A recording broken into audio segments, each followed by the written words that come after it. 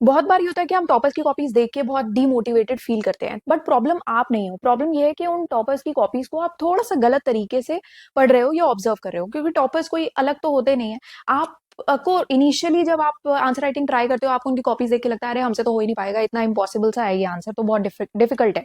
But हम यहाँ पर एक ये टॉपर की कॉपी है और उसको देख के थोड़ा सा समझेंगे कि किस हिसाब से, ये मेरे हिसाब से बहुत अच्छी कॉपी तो नहीं है, बहुत ही एवरेज लेवल की है। बट हाँ, जैसे क्वेश्चन यहाँ पर ये पूछा हुआ है कि negative and positive concept of liberty, simple question पूछा हुआ है। अब यहाँ पर क्या है, एंड है एक जो वर्ड है, एंड वर्ड है, नॉट वर्सेस या डिफरेंस नहीं पूछा है।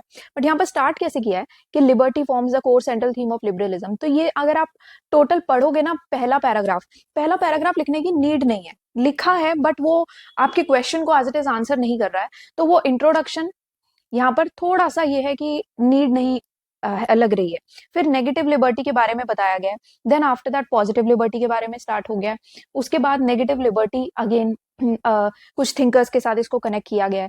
तो यहाँ पर क्या हो रहा है, आफ्टर दैट यहाँ पर अगेन पॉजिटिव लिबर्टी के कुछ थिंकर्स डाले गए हैं और यहाँ पर इसको कंक्लूड कर दिया गया है। तो ऑल इन ऑल आपको ये आंसर में क्या दिखेगा कि अगर आप पढ़ोगे ना, आपको समझ में आएगा ये 2 लाइन में खत्म हो सकता था आंसर। ठीक है, एक टेबल फॉर्म में आप बना सकते थे अगर आपको वर्सेस ही देना है तो, ठीक है, और टेबल फॉर्म में 2 लाइन में खत्म हो जाता। बट हमारा क्वेश्चन क्या पूछा हुआ है, क्वेश्चन में पूछा हुआ है नेगेटिव एंड पॉजिटिव लिबर्टी। मतलब कि एक तो ये क्वेश्चन देखो, आप है 10 नंबर का, 10 नंबर के क्वेश्चन में आपको इंट्रोडक्शन कंक्लूजन अगर आप नहीं भी लिखोगे, सीधा आंसर पे आओगे कि आपने नेगेटिव लिबर्टी लिखा, आपको यहाँ पर क्या करना चाहिए था, ये स्ट्रक्चर होना चाहिए था, इंट्रोडक्शन, उसके बाद होना चाहिए था बॉडी में क्या लिखते हैं आप, नेगेटिव लिबर्टी के बारे में लिखते, और यहाँ पर नेगेटिव लिबर्टी के सारे पॉइंटर्स, देन पॉजिटिव लिबर्टी के बारे में लिखते, देन उसके सारे पॉइंटर्स। अब इसमें आपको थिंकर्स पर्सपेक्टिव डालना है, कुछ केस स्टडीज डालनी है, कुछ तो एप्लीकेशन फॉर्म होना चाहिए था। अप्लाई यहाँ पर कहीं नहीं किया गया है कि जैसे एप्लीकेशन में आप बताते लिखते कि आज के टाइम में कैसे हो सकता था, देन आप क्रिटिसिज्म करोगे यहाँ पर एंड कंक्लूड कर दोगे। तो ये आपका ओवरऑल होना चाहिए था। बट अगर आपका 10 ही नंबर का क्वेश्चन है, आपके पास इतना टाइम नहीं है कि आप इंट्रोडक्शन कंक्लूजन जैसी चीज में बहुत ज्यादा टाइम वेस्ट करो, आप सीधा टू द पॉइंट आप बात कर सकते हो कि नेगेटिव लिबर्टी के बारे में लिखो, पॉजिटिव लिबर्टी के बारे में लिखो। अच्छी बात यह है कि एक बहुत ही क्लियर स्ट्रक्चर फॉलो किया गया है, ये इस आंसर की बहुत अच्छी बात है। तो आप देखो, इतना एवरेज आंसर में भी आप सिलेक्ट हो जाओगे, बट इसमें जो रैंक आएगी आपकी 400 के आसपास की रैंक आएगी। तो ये एक टॉपर की कॉपी है जिसकी रैंक 400 के आसपास की है। पीएसआई और ऑप्शनल की ये एक कॉपी मैंने आपको दिखाई है, ठीक है। अब तो ये नॉट बैड कैटेगरी की है, ये ऐसा नहीं है कि बेकार कॉपी है, अच्छी कॉपी है ये, इसमें आपका सिलेक्शन हो जाता है। तो आप वो मान के चलो, अगर आप रैंक 1 रैंक 2 की देखोगे, आप बहुत बार डिमोटिवेटेड फील हो जाओगे। बट जब आप इनिशियली स्टार्ट करने लगते हो ना, तो आंसर राइटिंग डिफिकल्ट लगती है। बट विद टाइम जब आपकी प्रैक्टिस हो जाती है और अगर आप सही लाइन पर प्रैक्टिस करोगे, तो आपको वो रैंक 1 रैंक 2 की जो आंसर शीट है ना, आप उसको मैच कर ले जाओगे। अब यहाँ पर नेगेटिव और पॉजिटिव लिबर्टी जैसे दिया गया है, ये हमारे नोट्स है सिनॉप्साइज के, तो इसमें आप थोड़ा सा देखना, इंट्रोडक्शन क्लियरली अगेन यहाँ पर लिबर्टी का इंट्रोडक्शन दिया गया है, उसके बाद नेगेटिव लिबर्टी के बारे में दिया गया है, एंड देन नेगेटिव लिबर्टी के जो एस्पेक्ट्स हैं कि जैसे डेफिनेशन हो गई, उसकी रूट्स क्या है, फिलोसफिकल की फीचर्स, क्रिटिसिज्म। तो एक ही बार में नेगेटिव लिबर्टी आपने कवर किया है, पॉजिटिव लिबर्टी भी हमने यहाँ पर कवर किया है। अब यहाँ पर डिफरेंसेस इसीलिए कवर किए गए हैं, ये जो है ना कि 2 पॉइंट में 3 पॉइंट में खत्म हो सकते हैं, डिफरेंसेस उस चीज के लिए कवर किए गए हैं। बाई चांस अगर नेगेटिव वर्सेस पॉजिटिव लिबर्टी का आपसे डिफरेंस पूछ ले, तो फिर आपके लिए ये पर्टिकुलर एस्पेक्ट सबसे ज्यादा इंपॉर्टेंट हो जाएगा। फिर आपको ना ये सारी चीजें थोड़ा सा और एक्सटेंसिवली आपको एक्सप्लेन करनी पड़ेंगी। देन आप कुछ केस स्टडीज एग्जांपल बताते हो, अगेन एप्लीकेशन फॉर्म बताते हो कि नेगेटिव लिबर्टी इन प्रैक्टिस कहाँ है, यूएस के first amendment which protects individuals from government censorship, then positive liberty in practice का Indian constitution, directive principles ensuring access to education and public health. Then आप उसका थोड़ा सा कंटेम्प्रेरी रेलेवेंस बताते हो, ठीक है, आज के टाइम में क्या रेलिवेंस है, जो कि अगर आप यहाँ पर भी देखोगे कि modern days emergence of constitutionalism provides for negative liberty, however emergence from Rawlsian theory of justice we see focus on affirmative action, article 14 यहाँ पर भी ये चीज दी गई है। तो अगर आप यहाँ से देखोगे, अगेन मॉडर्न डेमोक्रेसीज के बारे में यहाँ भी दिया गया है, and then all in all आप इसको कंक्लूड करते हो। तो ये एक अच्छा आंसर माना जाता है, ये भी एक अच्छा आंसर माना जाएगा, बट कुछ जो यहाँ पर इम्प्रूवमेंट है वो मैंने आपको यहाँ पर दिखा दिया है। सीरीज बाय सीरीज करके हर एक यूनिट के हिसाब से मैंने आपको बताया कि आपका प्रिपरेशन मॉडल क्या है, प्रीवियस ईयर क्वेश्चंस का डेटा भी दिखाया है। आप पिछले कुछ वीडियोस देख जाना एक एक करके, आपको समझ में आ जाएगा यूट्यूब पर ही। अब आपका रियल प्रिपरेशन मॉडल होना क्या चाहिए? देखो, टेस्ट सीरीज लगाना तो आपको समझ में आ गया क्यों इंपॉर्टेंट है, क्योंकि आपका आंसर राइटिंग प्रैक्टिस होगा। अब यहाँ पर आपका रियल प्रिपरेशन मॉडल क्या है? सबसे पहले तो आप पीवाईक्यू का डेटा पिछले 45 साल का चेक करोगे। जो भी आप नोट्स कर रहे हो, जहां से भी कर रहे हो, डजेंट मैटर, आपके पास पीवाईक्यूज का हर एक यूनिट का डेटा होना चाहिए। उस डेटा से मान लो आपने यूनिट 1 से स्टार्ट किया या यूनिट मान लो आपके लिए यूनिट 8 से आपने स्टार्ट किया, ठीक है, एक रैंडम यूनिट हम ले रहे हैं, या फिर 10 ले लो आप। अब यहां पर आप देखोगे कि थोड़ा सा मैपिंग करो, सिंस यूनिट 10 बहुत लंबी है तो हम यूनिट 10 ही लेते हैं। यूनिट 10 से आप स्टार्ट करो। इसमें क्या है, आप जितने भी सबसे इंपॉर्टेंट टॉपिक्स हैं जिसमें हाई वेटेज आपको समझ में आता है, इन टॉपिक्स में सबसे ज्यादा क्वेश्चंस आए हैं, तो वो पीवाईक्यू का डेटा से आपको ये समझ में आ जाएगा कि हाँ, ये टॉपिक्स हैं जिनमें बहुत ज्यादा क्वेश्चंस आए हैं, जिनसे पूछे गए हैं। हाई वेटेज टॉपिक्स आपने मैप कर लिए। अब आपको उन्हीं टॉपिक से जिसकी वेटेज बहुत ज्यादा है, उनके सारे एस्पेक्ट्स आपको कंप्लीट करने हैं, तैयार कर लेने हैं। उसके बाद उन्हीं टॉपिक्स के प्रीवियस ईयर क्वेश्चंस की आपको प्रैक्टिस करनी है। स्टार्टिंग में आप देख देख के लिख सकते हो जो मॉडल आंसर्स दिए गए हैं। अगर आपके पास मॉडल आंसर्स नहीं है, आप सिनॉप्सिस आईएएस वेबसाइट पर जाना एंड वहां से आप 45 ईयर्स के प्रीवियस ईयर क्वेश्चन सॉल्यूशंस, वो कोर्स आप कंसिडर कर सकते हो। अदरवाइज आप कहीं और से प्रिपेयर कर रहे हो तो कहीं और से भी मॉडल आंसर्स होंगे, और खुद से कर रहे हो तो खुद से कुछ बुक्स रेफर करके आप मॉडल आंसर्स बना सकते हो। उन आंसर्स की स्टार्टिंग में देख के प्रैक्टिस करो, फिर बिना देखे में करने की कोशिश करना, ताकि आपका एक राइटिंग का एक फ्लेयर आ जाए। उसके बाद कोई भी टेस्ट सीरीज उठाना प्रीवियस ईयर क्वेश्चन बेस की। सिनॉप्सिस पर भी हम previous year question based test series बनाते हैं। एक दो कोचिंग और है जिनकी मैंने देखी है कि उन्होंने प्रीवियस ईयर क्वेश्चन ही एग्जैक्टली डाल देते हैं, वो सेम ही प्रीवियस ईयर क्वेश्चन डालते हैं टेस्ट सीरीज में। तो एक दो और कोचिंग है।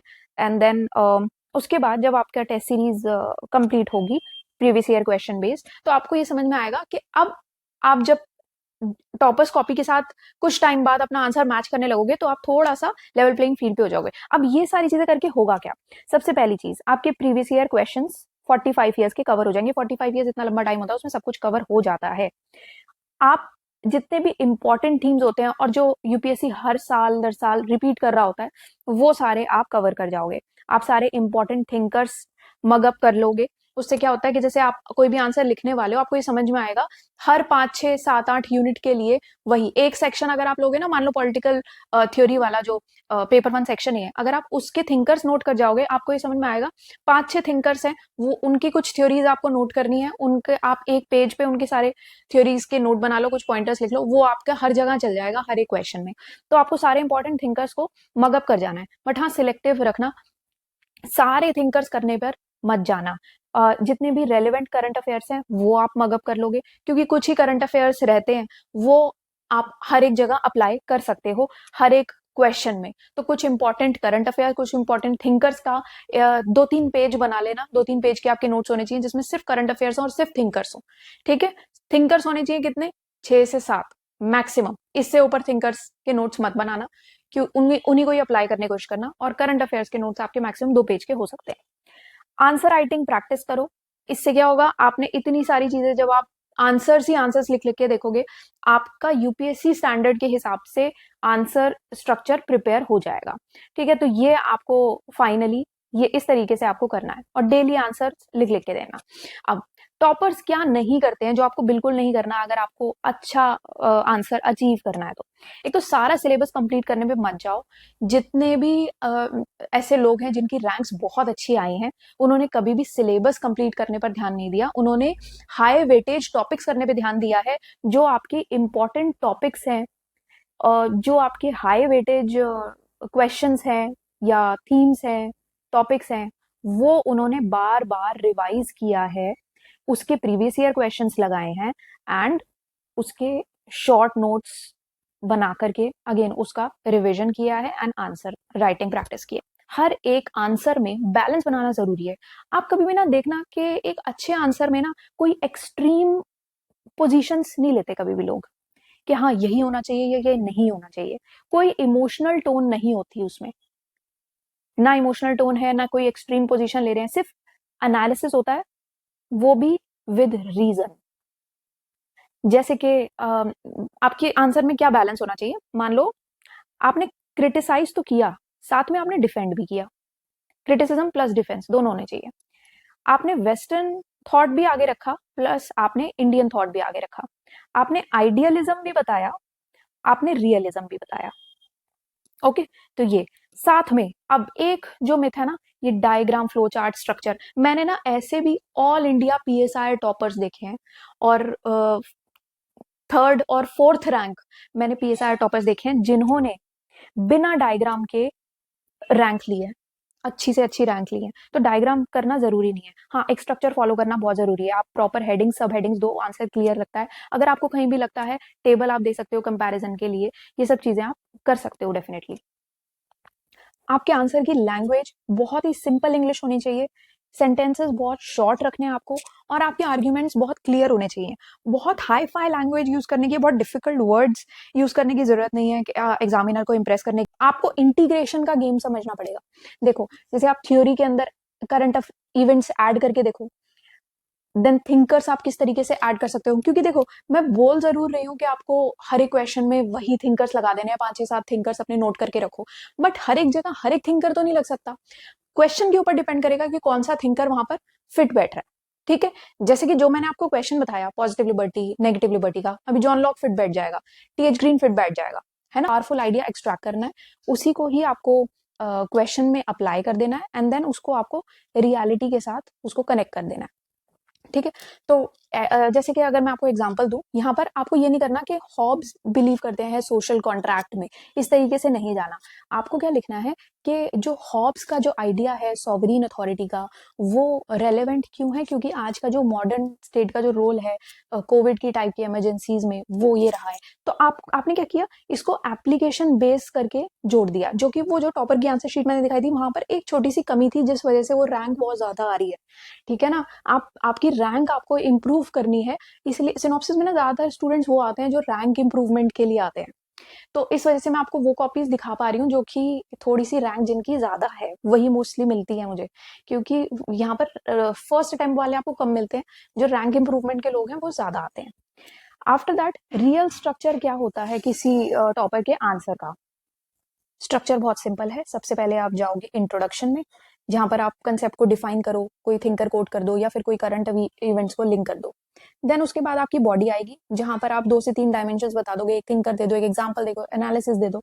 उसके बाद एंड में आप एक क्रिटिसिज्म करके और कंक्लूड कर दोगे, जिसमें आप फॉरवर्ड लुकिंग बताओगे, थोड़ा सा ऑप्टिमिस्टिक पॉलिसी ओरिएंटेड आप बताओगे। ठीक है, लॉन्ग आंसर नहीं लिखने, कंप्लीट आंसर लिखना है। लॉन्ग आंसर पे फोकस नहीं करना, कंप्लीट आंसर पर फोकस करना है। Okay, and then biggest myth जो लोग सोचते हैं टॉपर्स के आंसर्स का क्या होता है कि टॉपर्स क्या करते हैं ना, हर एक क्वेश्चन में सिर्फ 2 से 3 थिंकर्स मैक्सिमम यूज होते हैं। आप 2 थिंकर्स का थोड़ा सा लगा के रखो, मैक्सिमम 3 पे जाना, और ब्लेंड करना चाहो ब्लेंड जरूर करना, इंडियन और वेस्टर्न थिंकर्स का अगर ब्लेंड कर पाओ करना, बट आपको परफेक्टली रेलिवेंट थिंकर चूज करना पड़ेगा। पर जब आप एक बार नोट्स बनाओगे और आंसर राइटिंग प्रैक्टिस करोगे, आपको विद टाइम उस थिंकर का पर्सपेक्टिव, उसका नेचर, उसकी ओवरऑल पर्सनालिटी समझ में आ जाएगी कि वो किस चीज को सपोर्ट करता है और किसको सपोर्ट नहीं करता। ठीक है, तो अननेसेसरी नेम ड्रॉपिंग मत करना कि कोई भी क्वेश्चन पूछ दिया उसमें कोई भी थिंकर लिख दे, वो नहीं करना। आपको क्वालिटी अच्छी रखनी है। Okay, this is our website synopsisis.com। यहाँ पर आप ऑप्शनल्स में जाओगे तो पीएसआर ऑप्शनल का जितने भी कोर्सेज हैं वो आप यहाँ से जाके देख लेना। ये है 45 ईयर्स की सॉल्व्ड प्रीवियस ईयर क्वेश्चंस, यहाँ पर आपको सारे मॉडल आंसर्स मिल जाएंगे। तो ये आप कंसिडर कर सकते हो। अगर कहीं से ज्वाइन नहीं किया, अगर खुद करना चाहते हो खुद करो, बट ये आपको करना तो पड़ेगा ही, चाहे यहाँ से करो चाहे कहीं और से करो, करना जरूर है। ठीक है, उसी हिसाब से प्रैक्टिस करनी है।